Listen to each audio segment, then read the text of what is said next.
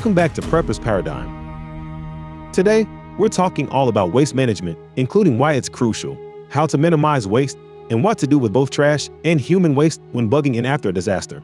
Before we jump into today's topic, don't forget to hit that like button and subscribe to our channel for more practical prepping tips. Your support helps us keep the lights on and the knowledge flowing. Waste management might not be the most exciting topic, but trust me, it's one you won't want to ignore. Let's kick things off by answering a fundamental question: why does waste management matter, especially in a post-disaster scenario? Well, imagine this. You're hunkered down in your bugging location, weathering out the storm or the aftermath of a crisis.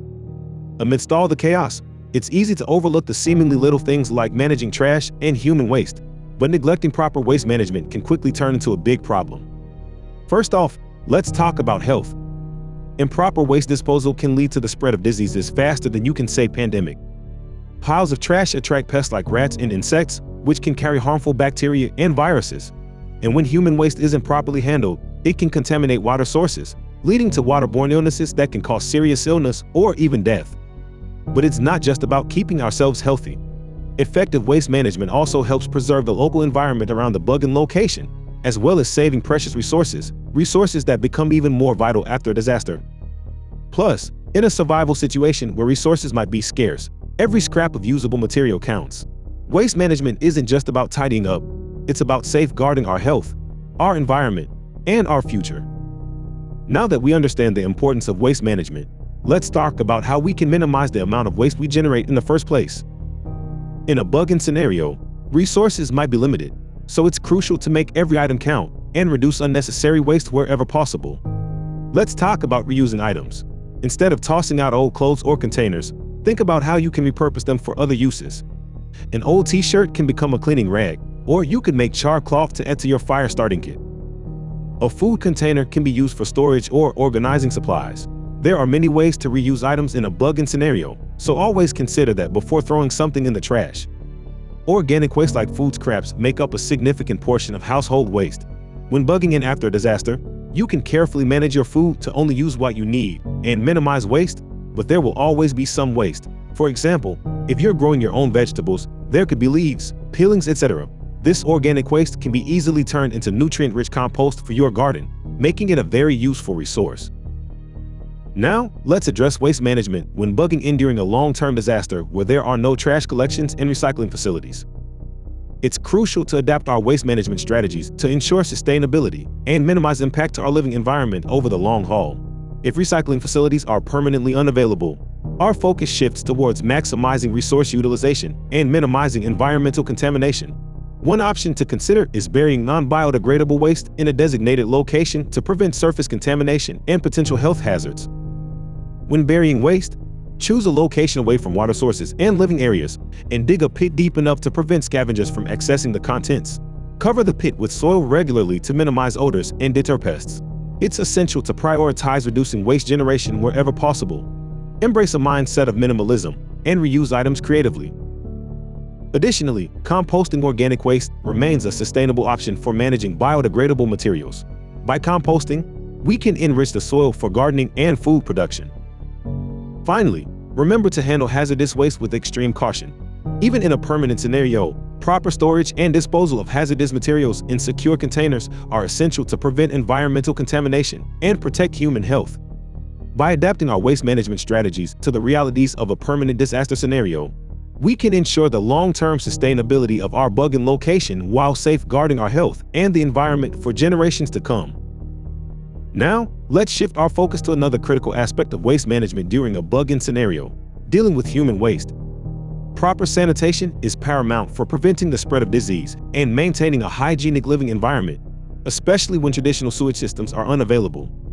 In a long-term disaster situation, traditional flushing toilets may become non-functional due to the lack of water or sewage treatment facilities. This is where alternative sanitation solutions, such as composting toilets, come into play. Composting toilets are a sustainable and environmentally friendly option for managing human waste. They work by breaking down solid waste into compost through natural decomposition processes. If managed carefully, they can produce nutrient-rich compost for the garden. Composting toilets work best with solid waste only, diverting urine elsewhere. Otherwise, the waste becomes too wet to compost successfully. Setting up a composting toilet is relatively simple and can be done using readily available materials.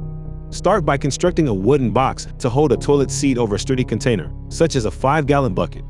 Add a urine diverter, such as the one I've linked in the video description, to ensure that only solid waste goes into the bucket. To facilitate decomposition, add a layer of organic material, such as sawdust or peat moss, after each use. This helps absorb moisture and neutralize odors while providing the necessary carbon-rich environment for microbial activity. When the bucket is full, seal it with a lid and leave the contents to compost, and place a new bucket in the composting toilet. Eventually, the contents will break down and can be added to a regular compost pile for use in a garden. An even simpler version of the composting toilet is a pit toilet. Following similar principles, but instead of a bucket, dig a deep hole in the ground for solid waste. Ensure that the pit is well away from any water sources to avoid contamination. After each use, cover with organic materials such as dry oil or sawdust. When the pit is nearly full, cover with soil and dig a new pit in another location. Alternatively, you can buy ready-made composting toilets. This is a more expensive solution, but they come with everything you need to turn human waste into useful compost, and even an exhaust fan that can be battery-powered. I've linked an example in the video description.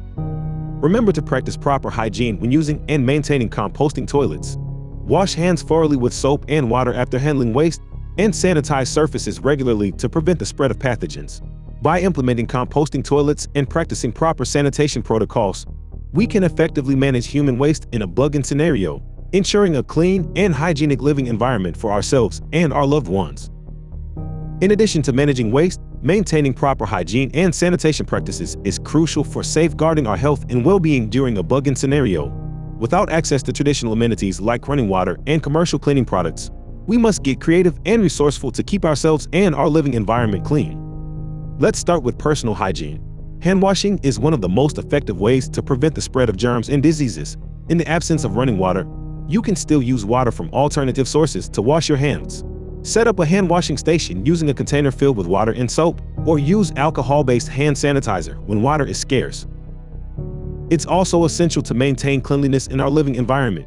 Regularly disinfect high-touch surfaces, such as doorknobs, countertops, and bathroom fixtures, using homemade cleaning solutions like vinegar or diluted bleach. By prioritizing personal hygiene and sanitation practices, we can reduce the risk of illness and maintain a clean and healthy living environment during a bug-in scenario. Remember, even in challenging circumstances, cleanliness is key to survival. We've covered a lot of ground in our exploration of waste management and sanitation strategies for bugging in. From understanding the importance of waste management to implementing practical solutions for minimizing waste and maintaining hygiene, we've equipped ourselves with the knowledge and tools needed to thrive in any scenario. Remember, waste management isn't just about keeping things tidy. It's about safeguarding our health, preserving resources, and protecting the environment around our bug-in location. Whether we're facing a short-term emergency or a long-term disaster, proper waste management and sanitation practices are essential for ensuring our well-being and resilience. By staying informed, staying prepared, and staying adaptable, we can navigate any challenge that comes our way with confidence and determination. As always, I encourage you to share your thoughts and experiences in the comments below. Your insights may help others in the prepping community as we continue to learn and grow together. And don't forget to like this video and subscribe to our channel for more practical prepping tips and guides. Until next time, stay safe, stay prepared, and remember, when it comes to waste management, a little planning goes a long way. Thank you for watching. This is Prepper's Paradigm signing off.